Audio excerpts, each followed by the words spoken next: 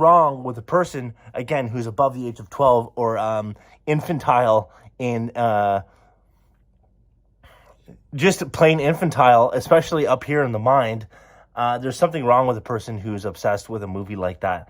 One, because the movie, it's just ridiculous in nature. It takes too many liberties, and I feel like saying, I feel like asking Ridley Scott, "Hey Ridley, you know what? You make so much stuff up along the way with a movie like that. I have to ask you, isn't it the real history of it interesting enough? Isn't it interesting enough, you fucking pinhead?" So when you look at a guy like Ralph Cifaretto, who beats his girlfriend to death, and he burns down barns to collect money on racehorses, and then he gets choked out by Tony Soprano. We all love Tony Soprano. If you get choked out by Tony Soprano, I think there's a reason. I think that's actually the first person that Tony Soprano kills. You get it? So I'm going to exit out of this. Okay. You look at Tony Scott, and there is... you look at Ridley Scott, and not long ago, he decided to make a second Gladiator. Now, bear with me. I realize that the second Gladiator is confirmed. Now, this is an article I pulled up from previously announced plan, okay? So, I love Nick Cave. I love Nick Cave. But reading this, I like Nick Cave. People think he's one of the best songwriters of all time. He performs on a lot of he performs for a lot of movie soundtracks.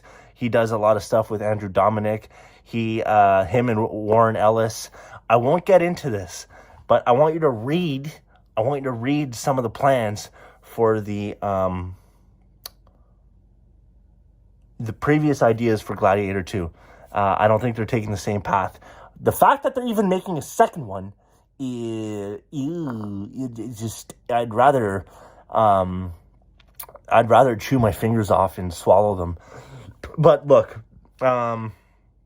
you'll see here. Okay. Let's see.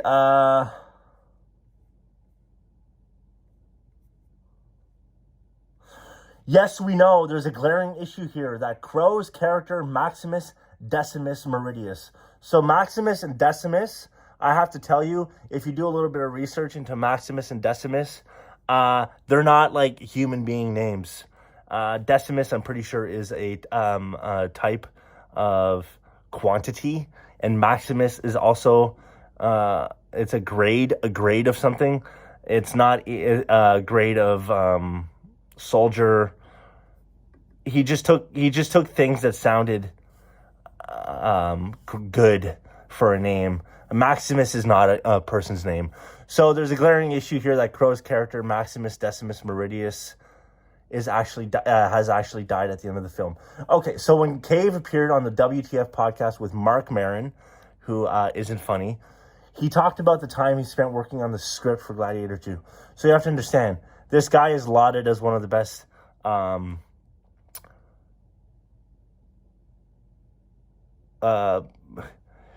best musicians or lyricists of all time. He has some pretty solid music, and he's been on a lot of soundtracks for very good movies. The Assassination of Jesse James by the coward Henry Ford is probably one of the best movies I've ever seen in my life. Him and Warren Ellis have something to do with that. Hey, Russell, didn't you die in Gladiator 1? Yeah, you sort that out. So he goes down the purgatory and is sent down by the gods who are dying in heaven because there is one God. There's this Christ character down on earth who is gaining popularity. So the many gods are dying, so they send Gladiator back to kill Christ and his followers. He continued, I wanted to call it Christ Killer, and in the end you find out that the main guy was his son, so he has to kill his son, and he was tricked by the gods. He becomes this eternal warrior, and it ends with the 20 minutes war scene, which follows all the wars in history right up to the Vietnam and all that sort of stuff, and it was wild. It was a stone cold masterpiece. I enjoyed writing it very much because I knew on every level that it was never going to get made. Let's call it a popcorn dropper. Whatever direction Gladiator 2 takes, here's hoping that this angle is ignored. Hoping it was... I knew on every level that it was never going to get made. Yeah, right. Fuck that. I don't believe that for a second. There's more to it. Okay, so Emperor... This is what I have to say. Emperor Commodus, played in 2000 by Joaquin Phoenix. He kills his dad, Marcus Aurelius, in the movie. And this is where I ask Ridley, I feel like saying Ridley, isn't it interesting enough? So they get him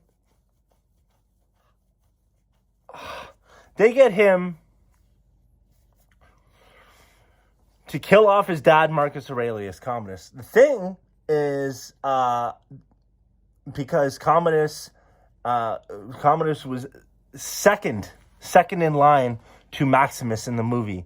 So Marcus Aurelius decided that his succession wouldn't fall on his son, it would fall on Maximus, the military general. So what really happened was there wasn't a question about it or a doubt in anyone's mind, including Marcus Aurelius, that Commodus would succeed his position. In fact, Commodus, it was written in stone at birth, and Marcus Aurelius actually re-implemented succession by blood that his peers up until that point worked so hard to basically squash. So the fact that he takes that liberty is... I could go on with the liberties. With the fucking liberties. And that is basically right out the gate in the movie. There's a few other things, but Commodus was without a doubt under Marcus Aurelius's wing, and he was brought on campaigns and prepared to become to secede. So that's that right there. It just... There's certain things too. The slave culture, the Roman culture, the way that they portrayed the city. They had Marcus Aurelius say that he in the movie he said that he conquered all this territory, and he points at the Empire of Rome.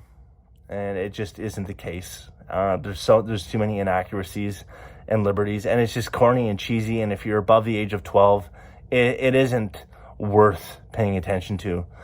Okay. Now we have Russell Crowe. I want you to see. There's something here. If ever you get a chance to watch this clip, this is something you need to see. Okay, so this is Patrice O'Neal on movies. Now I'm going to play this first clip. 10 years. Easy. And you talk about... Okay, I hope you can hear this. If he wins an Oscar, let me tell you what Oscar does for you, fantastic. It keeps you in the game. For 10 years. 10 years. Easy. And you talk about Sam Jackson, it kept... The other day, I was sitting with my girl, and I realized, I said, oh my God. And I didn't want to say it, because I love Sam Jackson. Yeah. I go, Sam hasn't done a good movie since Pulp Fiction. Come on. That's crazy. There's got to be one him in there. or John Travolta. There's got to be one in there. So, he has a point. Sam Jackson and Travolta are unequivocally two of some of the worst actors I've ever seen on screen. John Travolta has zero range, and nor does Samuel L. Jackson. Now, I'm not going to put the link in the video. I really, this is as low effort as it can be. Patrice O'Neal on movies 5. Patrice O'Neal on movies 5, bad movies and actors. He does a run through. He talks about a ton of people. So the reason I bring this up is because Russell Crowe won Best Actor for Sam Jackson. Whoops. He won Best Actor for his portrayal as Maximus what was his name? Maximus Decimus Meridius. Okay, that doesn't matter. So he won Best Actor. So Patrice O'Neal was saying, and rest in peace, Patrice O'Neal, probably one of the funniest comedians to have ever blessed the mic. He was saying that when you win an Oscar, you basically get a 10 or 15 year period of you get a free pass for movies. So here we have Russell Crowe. Okay, so this is Russell Crowe now. Whoops. Oops. I turned into Jack Black. Oops. I turned into Jack Black. And when I talk, I look like I have no teeth. Okay? So you have to look at this guy.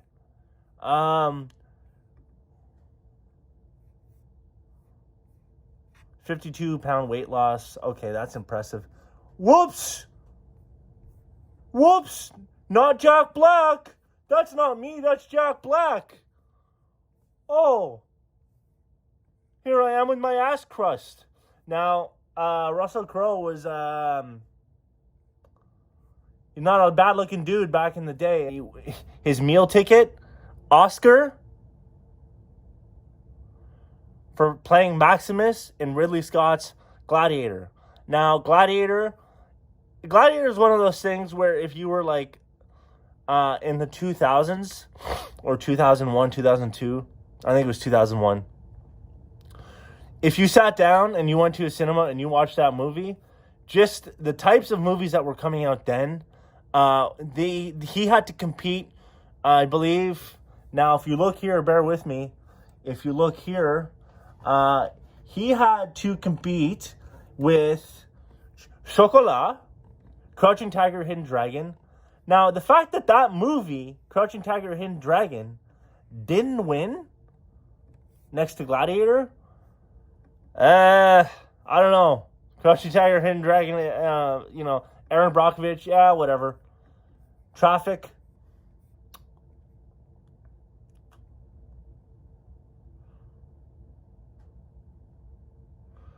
Okay.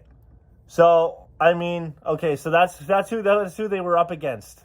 Now, and then you look at makeup. No.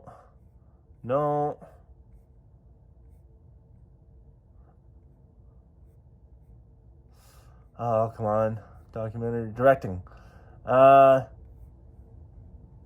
like Steven Soderbergh. I'm not going to hate on him. I really just do not like Ridley Scott. He really leaves a sour taste in my mouth. Okay, actor in a leading role.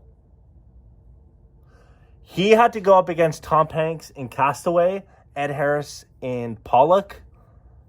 I couldn't tell you too much about this movie. If it's like a super English movie, I have to get on that. I'm not too big on that. Okay, so if you're like 25 and it's 2001 and you're sitting down and movies like Tom Hanks movies are coming out, and it's like a Castaway, and you have something like Gladiator, and every time you turn on the TV, you have Forrest Gump playing, or David Zwick. He made The Last Samurai, but Seasons of the Fall. It's like those movies on TV. If you had cable, it was like all you could pull from, unless you were like a filmophile and you were renting movies on a VHS player. You have to understand, Gladiator, when it came out, was like a landmark movie. The thing is, it's 2023, and you're a fully grown adult human male with, I like to think, an IQ at least in the triple digits, and you have some sort of critical thinking and a basic background understanding of the most rudimentary understanding of Roman history. You'll realize that